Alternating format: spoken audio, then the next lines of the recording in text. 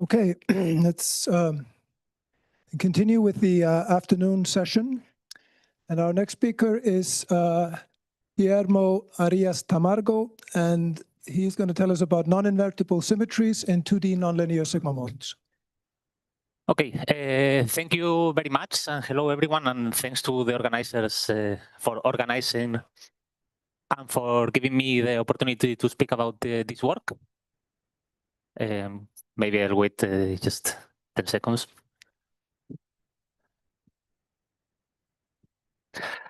Yeah, and this work that we've been doing with Chris Hall and Max Hutt, who's they are in the audience, and Max has a poster.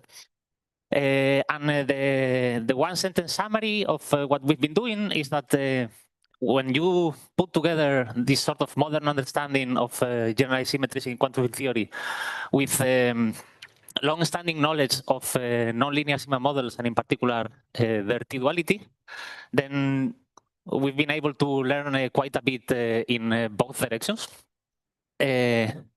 So we have already heard this morning about what's this paradigm of generalized global symmetries. The idea is that whenever you have some topological operators in your theory, you can play the game of moving them around, sticking them on top of charge things, and this allows to generalize what's the concept of symmetry in several different directions: higher form, higher group, non-invertibles. Well, this has been a focus of a lot of research during the last decade or so.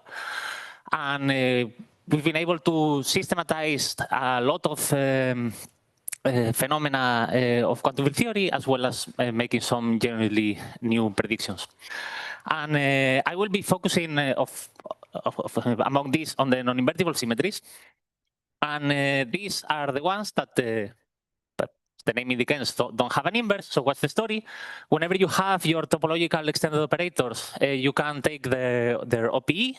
If these topological operators correspond to a group, their fusion will give, as a result, only one term, which is given by the product of the two. But in general, the OPE does not necessarily have only one term, it can have many, and this is also true for these topological operators, and then you have what's called a non-invertible symmetry. Then one is interested in finding examples of these gadgets, because they're new-ish. And as Sakura said this morning, there is, well, there are many ways of finding non-invertible symmetries. It turns out they are very common. And one of them is intimately related to dualities of your theory. And one prototypical example that has seen a lot of work is a non-invertible symmetry that's present in the compact boson in 2 dimensions. So there the duality is T-duality.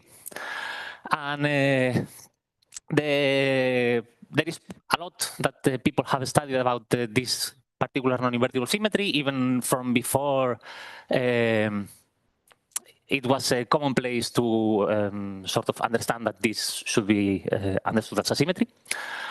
And what I'm going to tell you about today is that you can generalize a lot of this knowledge from the compact boson to very big classes of nonlinear sigma models with West Suminot term. So with that in mind, the plan for the talk is very simple. In the first half, I'm going to argue why this symmetry, with this non-invertible symmetry, is there by explicitly building the field configuration that corresponds to such a non-invertible defect. And in the second part, I'm going to discuss some applications, and then finish with some outlook.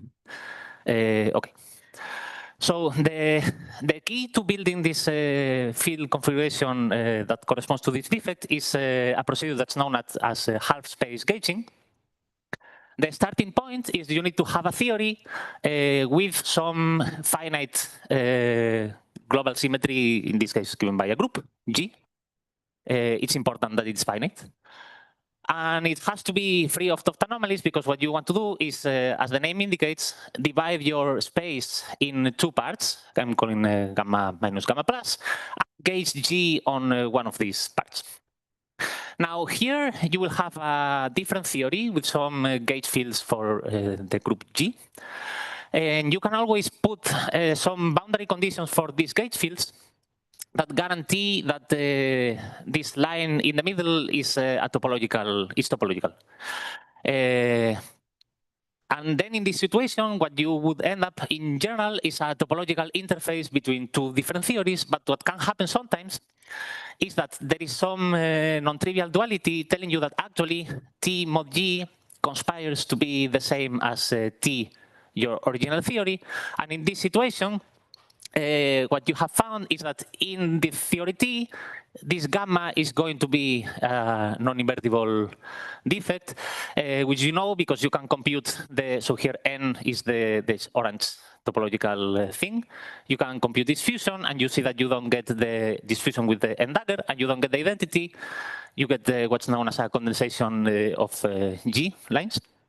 And well, this is the, in Sakura's terminology, a Tambara-Yamagami category labeled by G. Okay. Now, let's see how this works explicitly in the case of the compact boson.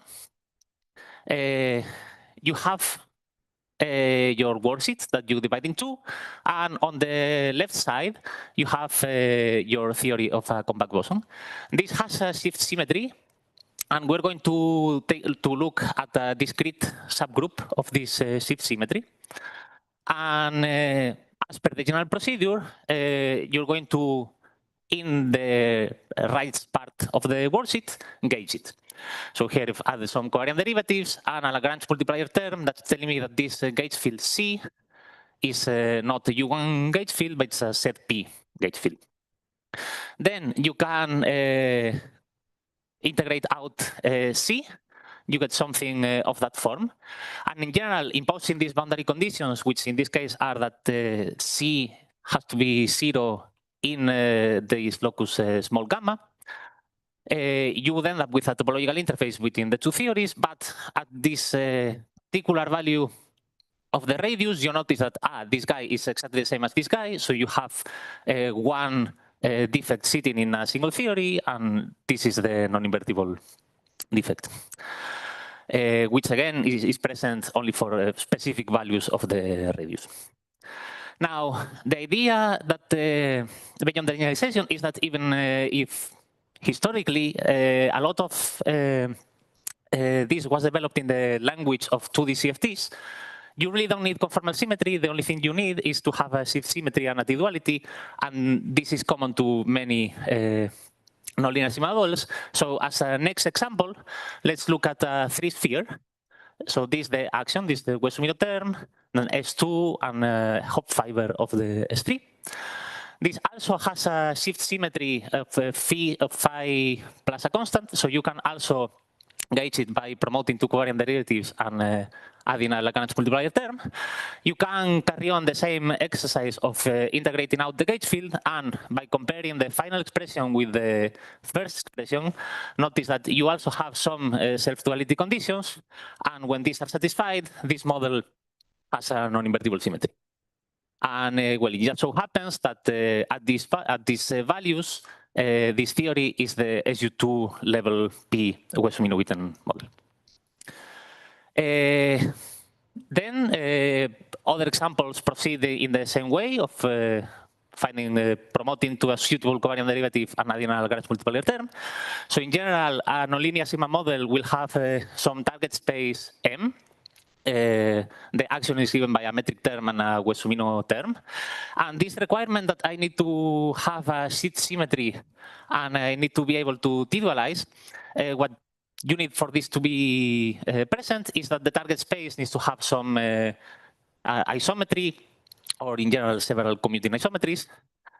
And then you will have a killing vector K and shifts of the coordinate X along this killing vector will give rise to a symmetry of your nonlinear schema model if the metric and the H3 form are invariant along the Killing vector. Now, as is always the case when you're trying to make a generalization of really anything, you have to figure out what's the smart language to trick things. And in this case, what you need to figure out is how to be careful about the topology of the nonlinear schema model. So there are two topological quantities that are key in this business. One is, okay, you already know that if you have a U1 isometry, then the target space M is going to be a fibration over some base, and associated to it, you have a connection, and integrating the corresponding curvature, you get the Chern class of this fibration. So this is the topological quantity number one. The second one is related to the Wess-Zumino term. So if you consider the contraction of H with the Killing vector, this is a two-form, and this two-form is closed as a result of this. And then, as you do in electromagnetism, then you say, so I also have a connection V, and if I integrate this curvature, these are also going to be some integers, and they are called the H classes. And once you have phrased the information of your nonlinear schema model in this way, then it's more or less straightforward to play the same game of gauging, adding the Lagrange multiplier, and integrating out in half of the worldsheet. I spare you the technical details, but the result is you also reach some point where you then compare with the starting point to check what are the self-duality conditions, and you have that the H class and the Chern class have to be related. In quite an interesting way, this turns out to ensure that the symmetries are the same in both sides of the worldsheet. But I don't have time to tell you. And there is also a geometrical self-duality condition relating the so this matrix G carries information of the length of the orbit of the Killing vectors. This matrix B, I'm not giving you the details of what these hats mean, but it has to do with the B field. And this is the condition that generalizes the radius of the compact boson. And there are very many examples that acted now to satisfy these two conditions, and therefore have this self-duality non-invertible symmetry. So we recovered the torus, odd spheres, length phases also can satisfy this. General Wess-Zumino Witten models, so we checked SUN and spin n at any level, and we believe it's also true for other cases. And importantly, there are also examples. So this is one where the theory at these values is not conformal. So this is called the nilfold, and it's a torus bundle over a torus. Now that we know that we have these symmetries, let's move on to try to discuss some applications. The first are word identities. You can derive word identities for non-invertible symmetries in a very similar way to how you do it for the invertible ones, which is you try to nucleate a defect. So this orange thing is supposed to be the non-invertible defect, and I want to drag it across to the other side of the worldsheet and see what I get. So as I do it, first I have to on the operator insertion that I have. What's the action when you shrink is case dependent. This green thing is the result of the fusion of the non-invertible defect. If this was a group, it would be the identity. Then you also have to get past the genus. Here you also have to make use of the fusion rules. And in the end, you get that because you have this non-invertible, this correlator is equal to this correlator. And there are things that are case dependent, but for example, in the case of the compact boson, if for example this blue guy is a vertex, is a momentum vertex operator, then the purple guy would be a winding vertex operator with some relabeling. And some examples like the three sphere, it's easy enough, but for general nonlinear schema model, this is still work in progress. What's the result? Now, importantly, and now I make a bit of contact with string theory, even if the existence of the defect doesn't depend on any of the details of the world CW, the word identity that you derive from it does. So if you have a higher genus, you would get a different bunch of the green stuff over there. And then this is the mechanism by which, already in these papers with other examples, it was argued that this non-invertible symmetry in full string theory is broken by the genus expansion. Now, while in the topic of string theory, it's interesting to try to think what this defect looks like in the target space. And we don't really have a full precise answer, but we find it instructive to think in terms of t-fold first. So what's a t-fold? T-fold you can more or less understand as dividing the world sheet in two, and in half of it you do t-duality. Then you would see in a target space, you have a string propagating in a circle of radius r, and on this part, a circle of radius 1 over r. And this is a completely smooth thing because these are the same quantum theory in both halves. Now, the non-invertible defect is not that because of two reasons. We are doing a half-space gauging construction, but first, because of the self-duality condition, the radius is the same in both sides. And second, because of the non-trivial action on the vertex operators, this is not quite a transparent and smooth thing from the point of view of the target. And essentially, this is the status of what we know. We don't... we don't know more. Now, the last application that I want to mention is what happens when the sigma model is not conformal. And here you know that what always happens with symmetries is that unless you introduce a symmetry break in relevant deformation, the RG flow will preserve them. But this is a puzzle with this class of nonlinear sigma models because they need to satisfy, in order for the non-invertible symmetry to be present, they need to satisfy this precise relation. But these things flow. So these are like functions of the metric and these type of things. So, and then, so what I can do is I give you in the UV cutoff a nonlinear sigma model that satisfies this. I let it flow. And then what happens? That's is the symmetry broken? Now, a way out would be if it just so happened that this RG flow somehow preserved this self-duality condition. And remarkably, in the example that I mentioned before of this nilfold, that is the case, and that's what's happening. And okay, then we believe that there is a strong chance that this will also be true for other cases. And then whatever the nonlinear sigma model flows to, it will flow to while with this condition staying put. That's more or less everything that I wanted to say. So to conclude, we have built quite explicitly this field configuration that corresponds to the non-invertible defect in this general class of nonlinear sigma models. In particular, without making any use of conformal symmetry. Two things that I didn't tell you about is first that there are quite a lot of subtleties that come with the fact that you're gauging only half of space and not full space. But then when you do take care of everything and boundary terms, it's quite neat because you really see that there is a boundary term in the business that then turns out to be responsible for the fact that you have a non-trivial fusion and the operator is non-invertible. I also didn't tell you about the supersymmetric extension of the story, but the idea is that this half space gauging business is generalizing from the bosonic to the supersymmetric case is exactly as hard as generalizing the duality from the bosonic sigma model to the supersymmetric one, namely easy. Yeah, then the defects also there in those cases.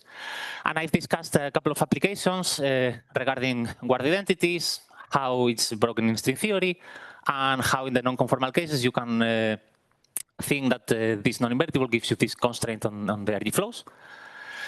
And as an outlook, well, some of the things that I told you about that we would like to understand better, such as the full general word identities that you get from these non-invertibles, to improve our target space picture and hopefully prove if this self-duality condition really stays put in general cases. There are many others, so there are other symmetries that you have at your disposal when you try to play this half-space gauging game, which we didn't do. So there is a possibility that you have other non-invertible symmetries at other values of the parameters. We use T-duality. It's tempting to think maybe there's also other dualities that you can play with. So mirror symmetry comes to mind, but in this case, there seems to be a bit more difficult. And then you also can play the usual games that people do in this business. Like you have a theory, you introduce a symmetry preserving relevant deformation, then you can say a lot of things of what can or cannot be at the endpoint of that flow, and many more things. So with that, I finish.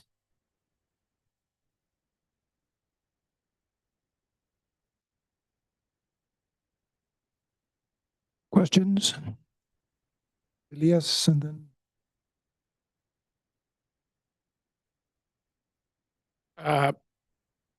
The example that you showed on the sphere is essentially a T-duality on the Cartan, which is accompanied also by order-disorder transformation on the associated parafermions. This is known since the 80s that generalizes to all coset models, and this symmetry eventually becomes a fine Weil symmetry of the algebra in its avatars whenever you do coset models. So I guess the defect you're constructing this way, the general form should be some kind of defect associated with Weil symmetry. Now, is it known how Weil symmetry is realized field theoretically in this context? Not by me.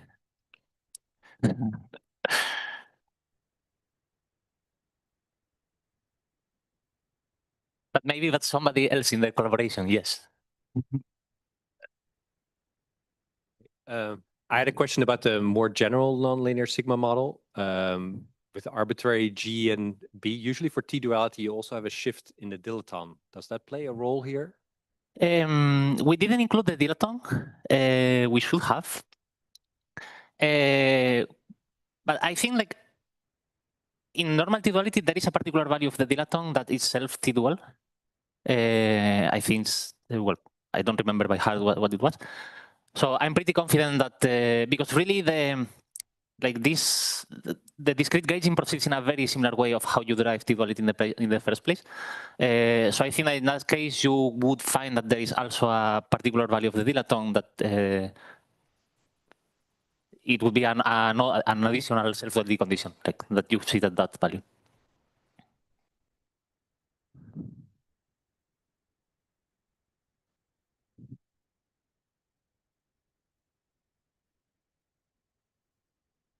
First of all, thank you for very interesting talk.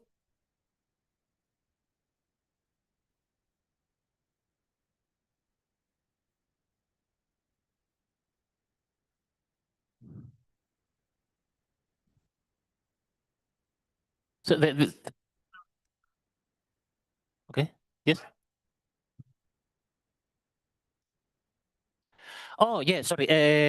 So in the cases, so in the cases where you have more than one isometry direction, these M and N are labels of the corresponding Killing vectors. So let me, if I go back. Yeah, here. So M and N label the different Killing vectors. Yes, yes. But so eventually, like this is also your choice, because if you have 17 isometries that you want to play the game with, you can choose to gauge along one, and then you only have one, or you can choose two gates along the 17 of them at the same time, and then you have. There are different defects that you build.